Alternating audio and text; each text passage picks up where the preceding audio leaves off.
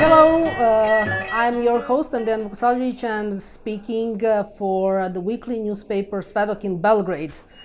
We are very happy to talk to Miss Tanja Ariane Baumgartner, one of the world-leading mezzo-sopranos, hailed for her beautiful and deep penetrating voice, and also fantastic and very interesting stage presence. Tanja Ariane Baumgartner has quickly established herself as one of the leading mezzo-soprano opera singers of this time. Now we have this big pleasure to welcome Tanja Ariane Baumgartner. Tanja, welcome, and we're very happy to have you here. Thank you very much, and I'm happy to be here. Thank you very much. Now, is this your first time that you're in Belgrade? Absolutely, it's my first time here. What are your first impressions, at least that part from the airport to the hotel? Did you have any opportunity to see any part of Belgrade?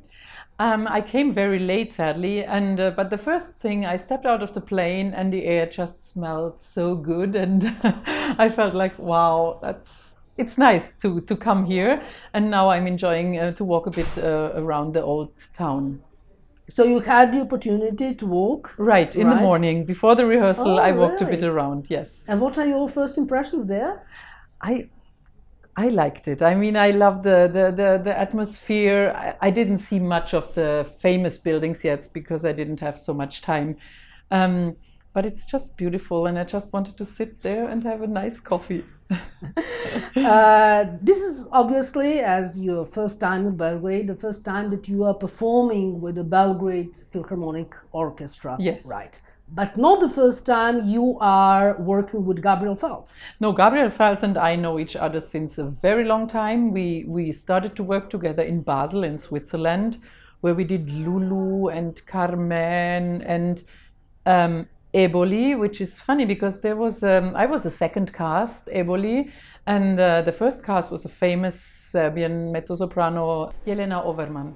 I have to give out this small secret that I was present at one of the rehearsals with you and Lavinia Dames and Gabriel Feltz and the full Belgrade Philharmonic Orchestra, and it sounded really impressive. I witnessed one part of the magic that is going to hit the Belgrade public tomorrow evening. It's going to be humongous, it's going to be spectacular. What are your first impressions from the rehearsal with Gabriel Feltz and Lavinia Dames and the orchestra? I mean, I know Gabriel, but the orchestra is amazing. I love the sound of the violins. I love also, sorry, I have to say, but there's so many women in this orchestra. I find that pretty wonderful. But also this kind of, I don't know how you call it, where the brass are sitting, this kind of covered thing. Yes. It makes a very special and gathered sound.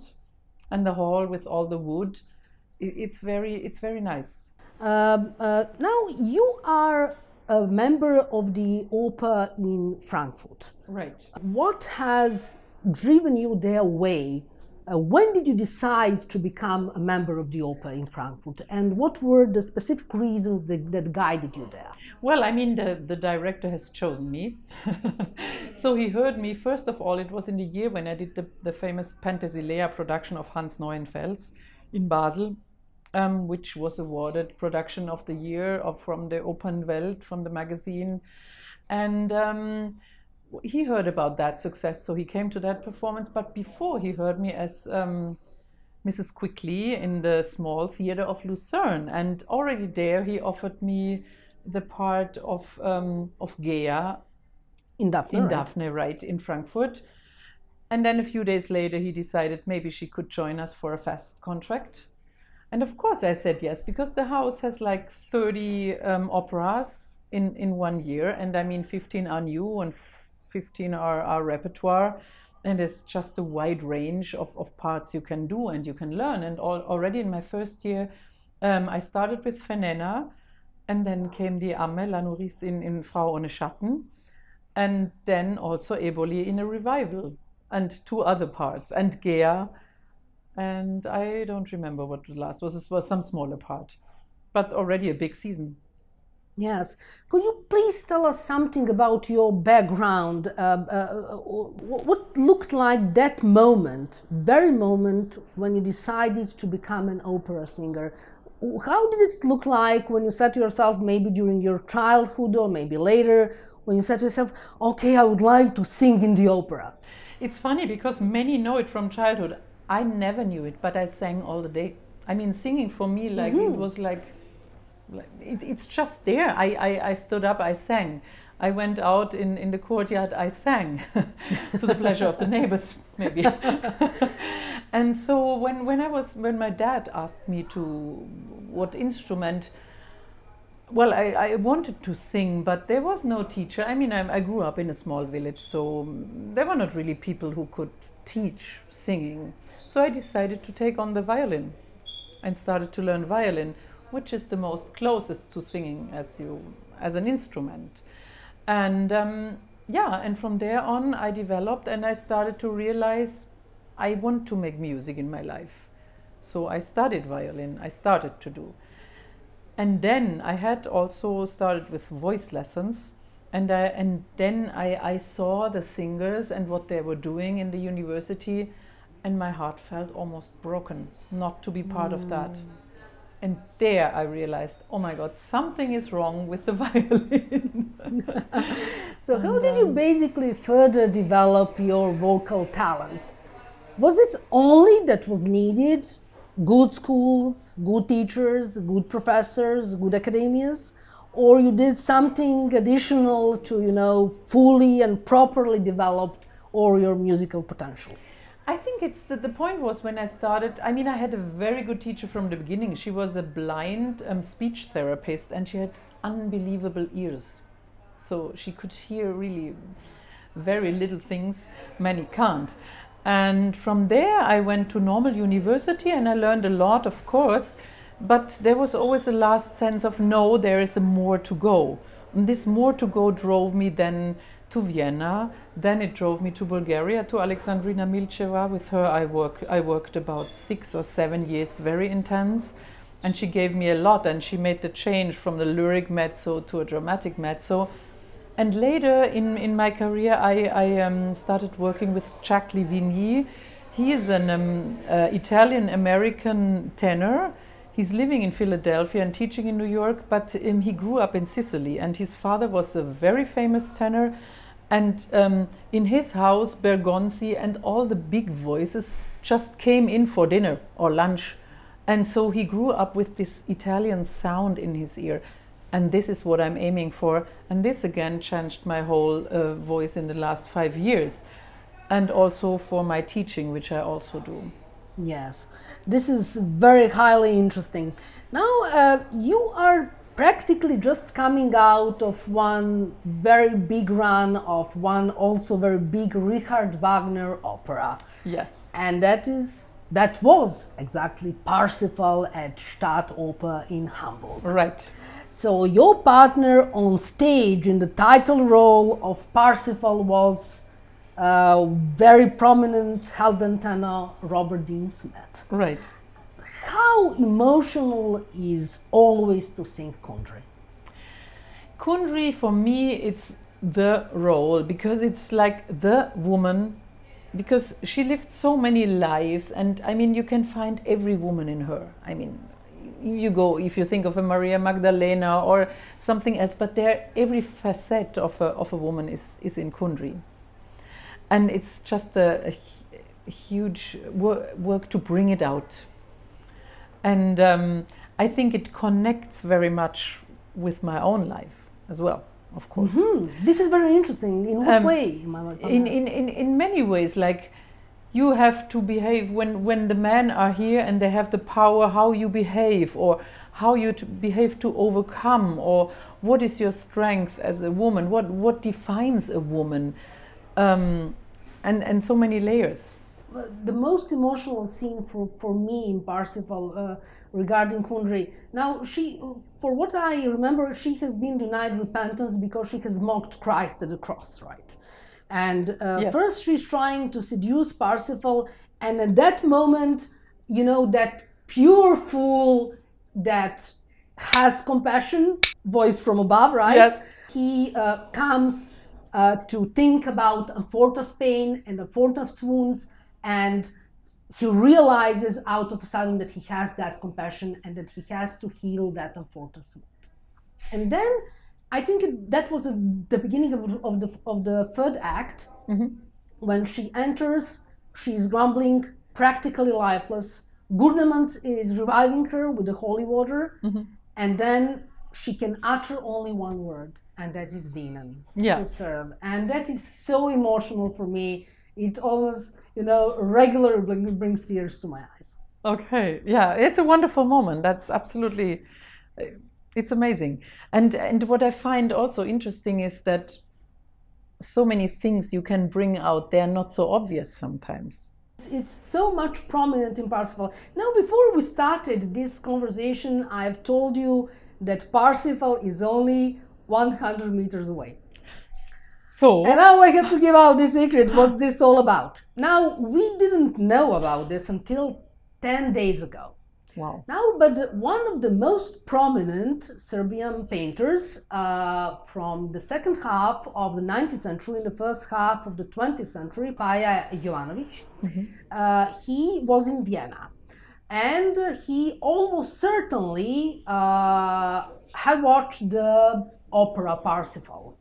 And he was so much fascinated with the scene from the second act when Parsifal enters Klingsor realm and meets Klingsor flower maidens. Yes. That he put that as a painting and he painted it. We didn't know until that painting, maybe 10 days ago, because it belongs to a private collection. But right now it is exhibited in the National Museum in Belgrade, which is like 100 meters from us. So we have Parsifal there. We have Parsifal there. That's amazing. Yes, really amazing, because we didn't know about this. Now, if we go a little bit backwards in time, in March, you were part of another huge run of one other Richard Wagner opera, and that was Tannhäuser und den Sängerkrieg auf Warburg at the Open House Zurich. Yeah. Again, top-notch cast. Stephen Gould, wonderful believe colleague. He had the anniversary there. You posted yes, that. he had his 100 100 time of singing Parsifal. Exactly, and Lisa Davidson and me, who debuted, we said, okay, 94 to go still. Because we were exchanging messages at that time. Right. You wrote to me that it was a big pleasure for you. What is that secret or final ingredient that you found so lovable in that production at the Opera House Zurich? I think it gave us a lot of freedom to work out the relationship between Tannhäuser and Venus, and as it was a revival, of course we did what the director wanted, but still there was space to discover our own view on Venus or Tannhäuser, and that made it fresh and lively again, people said, after attending the performance.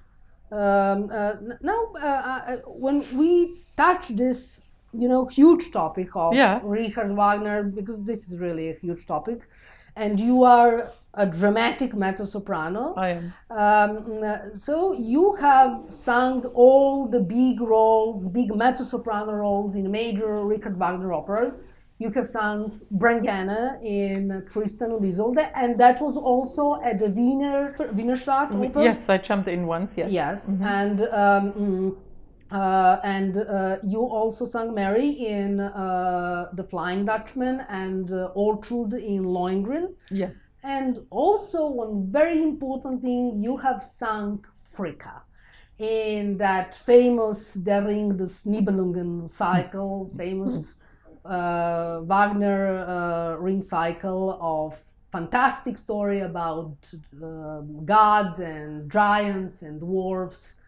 And you sang the role of this immortal goddess, the wife of the supreme god, Wotan. What are those ways those satisfactions that Wagner operas in general bring to a dramatic mezzo-soprano?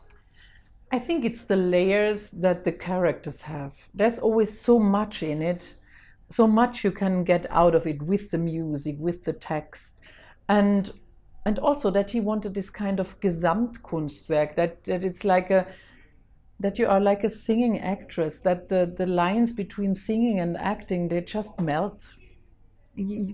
When you do it well, it's no more clear, are you speaking to the audience, are you singing, or you just acting? It's becoming one. When we are talking about the role of Rika, and we are talking about the Ring des Nibelungen, you have sung the role of Rika at the Bayreuther Festspiele. Yes. So this is Bayreuther Festival for that's an ultimate pilgrimage place, yes, for definitely everyone and everything Wagnerian,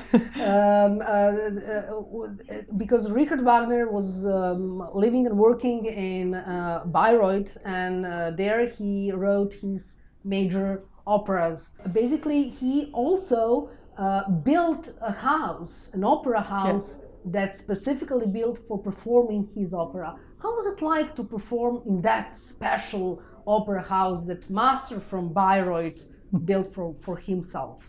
I mean, the first impression was when I was coming up the Hügel and I saw this house, and you already feel it's a special place. It's clear there's something in the air that makes it special. I cannot name it, but there is something. And I mean, the first thing that really touched me so deeply was when I attended Tristan and Isolde general rehearsal with Christian Thielemann conducting. And this was simply magic. Then, in this moment, I knew what Wagner meant with his opera, or how he meant them to be performed. It's not about being loud. It's about being part of this whole, like I said before, like being singing, acting in one. Yes, but of course, you have to be loud enough to feel all of those vast opera houses. Well, not in Bayreuth. Because in Bayreuth, the Bayreuth thing is that the orchestra is covered. So the sound comes to you on stage, which is weird because you hear it very loud.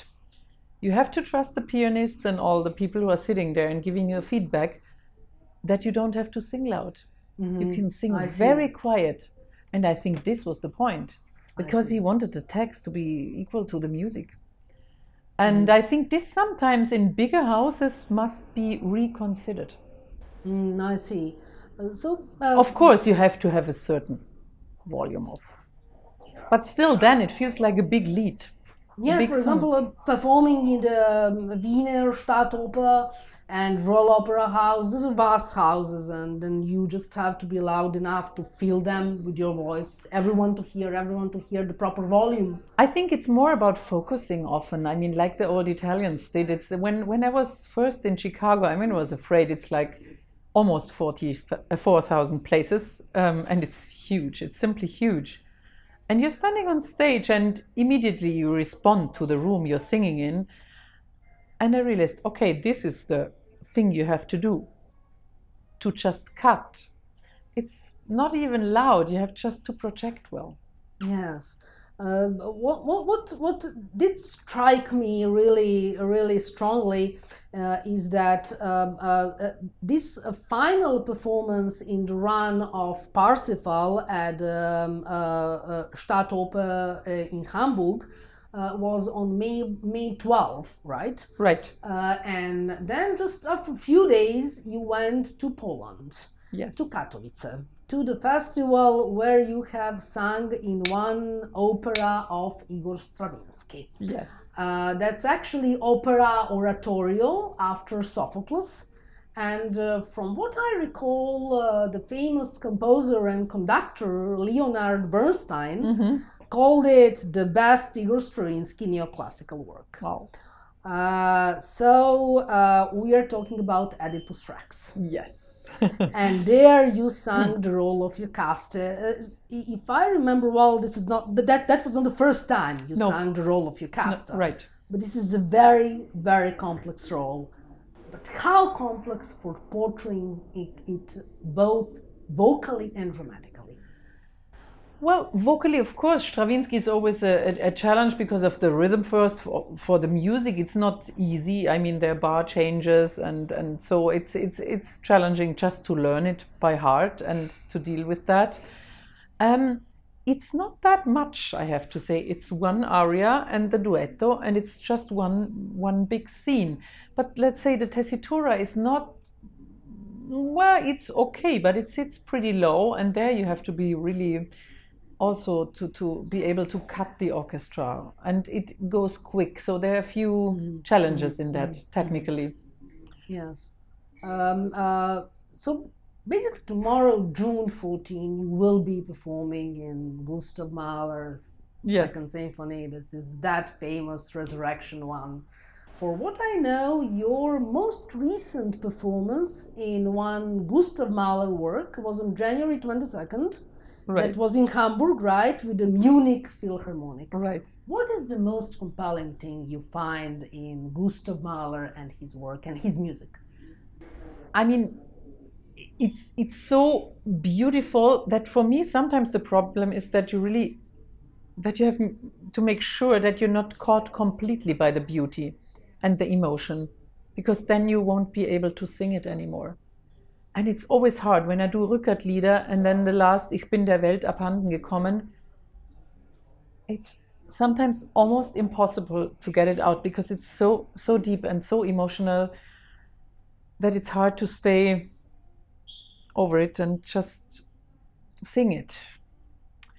I see. It's yeah, you just want to cry. I saw one part of it at the rehearsal when you were singing and with Lavinia, and it was just, sounding absolutely want stunning. To go over all the borders of, I mean, normally a voice, like a dramatic voice, I know I have a certain limit of piano, or, I shouldn't go under that and not over that. But with Mahler, of course, you want to do everything. You want to just be in the moment, in this right emotion. Yes. And there you have to be careful sometimes. Besides these vocal performances of yours, and besides that huge mezzo-soprano dramatic voice that you have been continuously hailed for this stunning stage presence. Nowadays, there is one very rarely performed opera of Giacomo Puccini, that's Edgar. And there you sang the role of Tigrana. Yes. The role of Tigrana is notoriously difficult, but in your case, it has been regarded and hailed as irresistibly and seductively charming. While, for example, your Charlotte in Werther was just quoted, she cried out her anguish and poured out her love. So how difficult or easy, or how in general is to find that very specific right emotion on the stage, or a combination of emotions, and translate them into stage presence, and of course maintain that through the course of the performance or the opera? I think for me the main thing is to obey the composer and really to take the emotion out of the music. Even if with the director you work on to show something which can be the opposite, but still take the root out of the music and know what the music wants to express, and then you express this with your voice and also with your body. The body follows. That's for me completely clear. And I take all my, when I do my walks or so, I listen to the changes in the music. That doesn't mean I double the music, but I try to get the right impulse out of there. Yes. Did you ever take drama lessons, or it just comes naturally with your vocal performances, that natural drama talent just comes naturally? I did a lot of theater when I was in school, and one of my teachers said, but you must become an actor or an actress.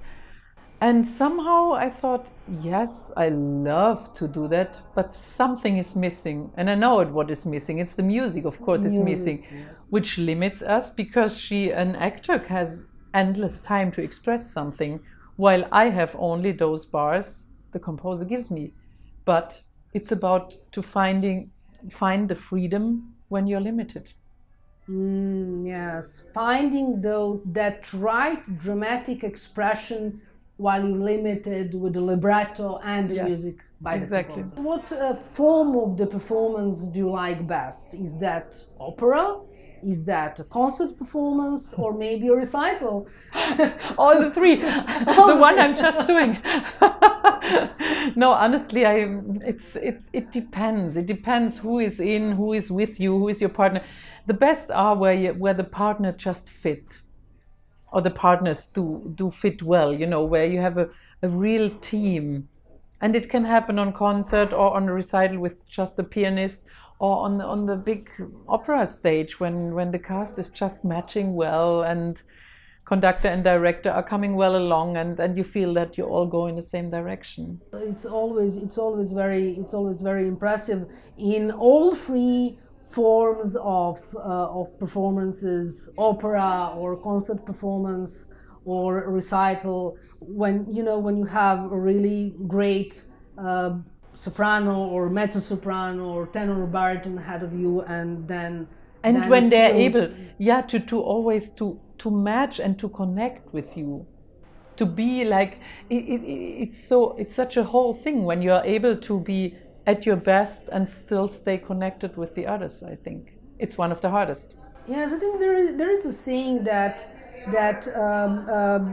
the music and the drama are not being really produced by man, but by angels. And when we feel their presence, then we feel that bliss of the performance. I mean, it is like, the stage is, for me, it's a sacred place, and I don't wear a coat, never on stage, I never whistle on stage, and it's something where transformation can happen.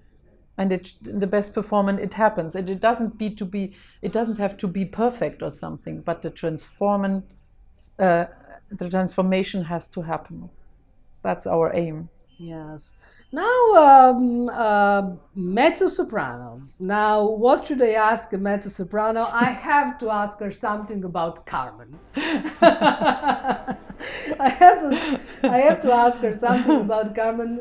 You have sung Carmen in Basel, right? Yes. And but there is one production in 2016, your opera home, Opera House Frankfurt, and the production of Barry Costly. Yes. Now, what was interesting about that production, besides the fact that it drew so much attention, it also had a continuation. And continuation was at Royal Opera House last December. You appeared in both.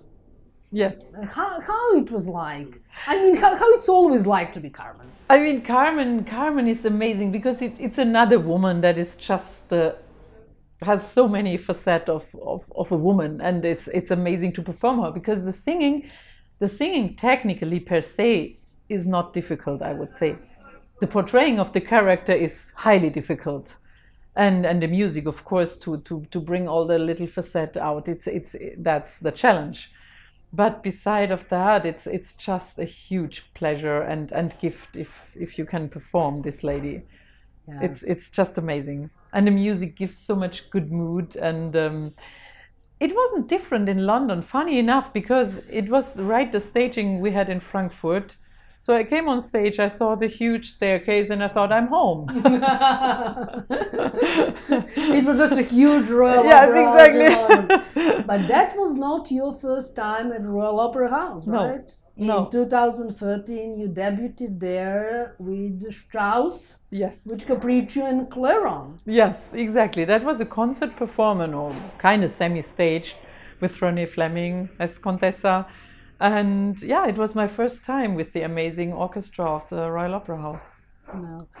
Now, I have visited your website, and it says that you are a secret weapon to a dramatic repertoire in Frankfurt, and I would say it is a bit outdated, because you have obviously grown that over years, and from that secret dramatic weapon, from the secret weapon to dramatic repertoire.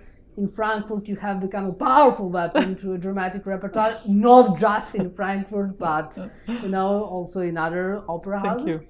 Thank you. Some of your very recent roles include, like, for example, Clairon in Strauss' opera Capriccio, then Preziosilla in La Forza del Destino, then Emilia in Otello, Princess of Bouillon in Adriana Lecouvreur. Did I miss something? Because you've sung so many. I basically sang almost everything in the, from the main repertoire. I'm missing a Dalila. I never did a Favorite, but I will do Waltraute next year.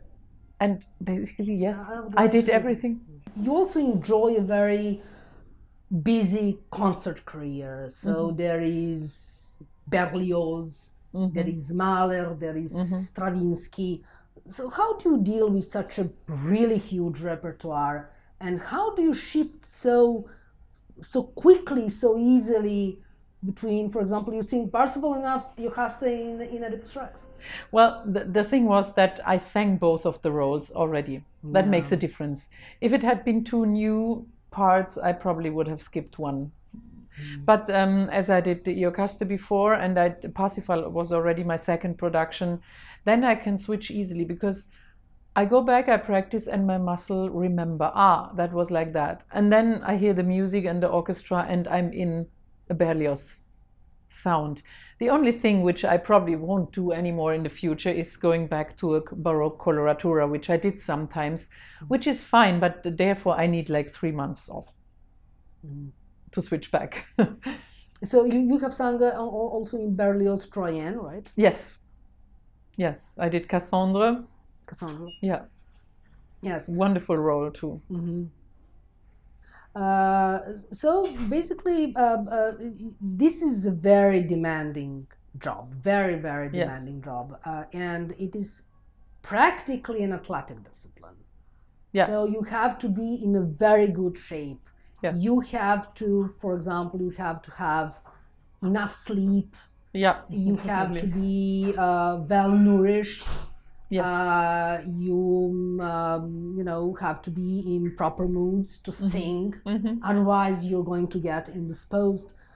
So, what are your ways to refresh and to rest during or after those very demanding performances, and especially during big and lengthy runs of, for example, one opera?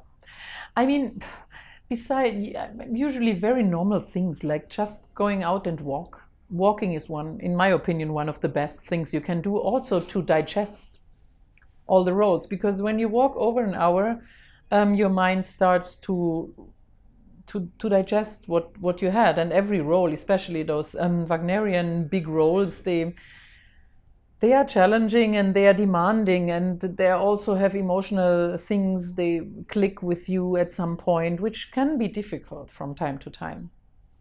And so, yes, that's one of my biggest things to do. Then really living just normal, read, cook, go out for a coffee, really the little things, the simple things. Yes. That's so for me the daily, yes, the normal things. I see. Major opera houses have already revealed their repertoires for the next season, so 2019, 2020.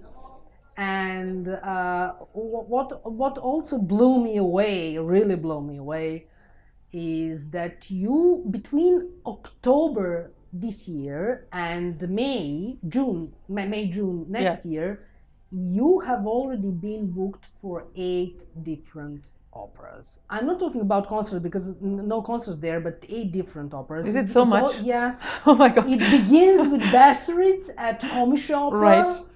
And it ends with Parsifal, also in Berlin, at Deutsche Oper. Right.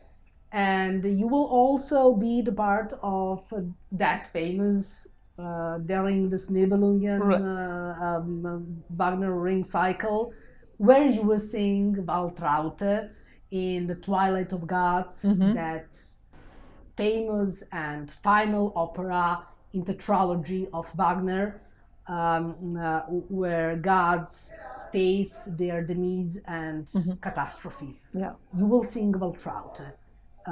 What the role of Waltraute means to you? It's my first time, so I still have to study and to develop.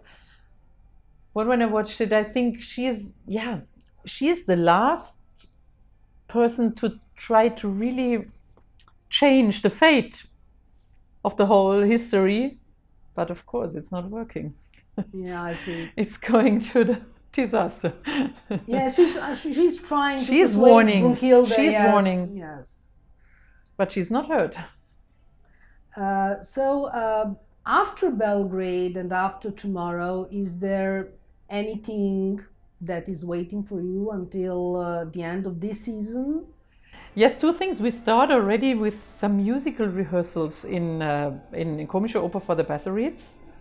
And then a colleague of me asked me to come to Riga and record with him. He makes a recording, and so we do some parts of Bartók Bluebird's Castle. And then in July I have a concert in Japan, in Tokyo, with Ligeti Requiem. And before and after I will teach a masterclass in Sicily together with Cekli Vinyi, Nelly Miricioiu and Salvatore Fisichella, which is a big honor for me. Yeah, and I'm also preparing for, as I find when you are at a certain point of your career, you should also start to give your knowledge to the younger. And so I will start a part-time teaching job at the University of Bern. Oh, I see. Yes. That's very interesting. Are there still roles that you miss, that you would really want to sing in the future? Yes, I would. I would love to sing more Amme in Frau ohne Schatten, because I only did it three times. But yeah, Dalila would be just a blast to do, of course. That's clear. But beside that, I'm very happy in my Fach meanwhile, and there are a lot of Kundries waiting and coming, and Ortrud, and it's a big gift to be able to perform them and sing them. If I remember well, you've also sung the role of Kostelnička, right? Right, that's another one. That's another one. That's another very one. important one. Yes, and what a beauty in Janacek's music. This is so deep and so heart-wrenching, and yeah, I hope this also comes up more in the future. Okay, one I forget that will come. It's Clytemnestra in Strauss. Oh, yeah, Clytemnestra, it will yes. come. It will come. Yes. Okay. Do you have some plans for the future already beyond the next season? Yes. And it's like I said, it's about Clytemnestra, it's about more Kundries, maybe a Kabanicha, but it stays in the repertoire I'm in the moment, in any case. I see. All that I can say that I really wish you all the best for all the incoming performances, and thank you very much for coming here. We had such a huge opportunity and a big pleasure to welcome you here. Thank you very much. To talk to you, and of course the Belgrade public is going to fall in love with your voice. I know that because I did that, and by hearing you at the rehearsal. So again, thank you very much, and toi for everything that comes your way. Wird schon schief gehen, we say in Germany, and thank you for that interview. Thank you. Thank you very much.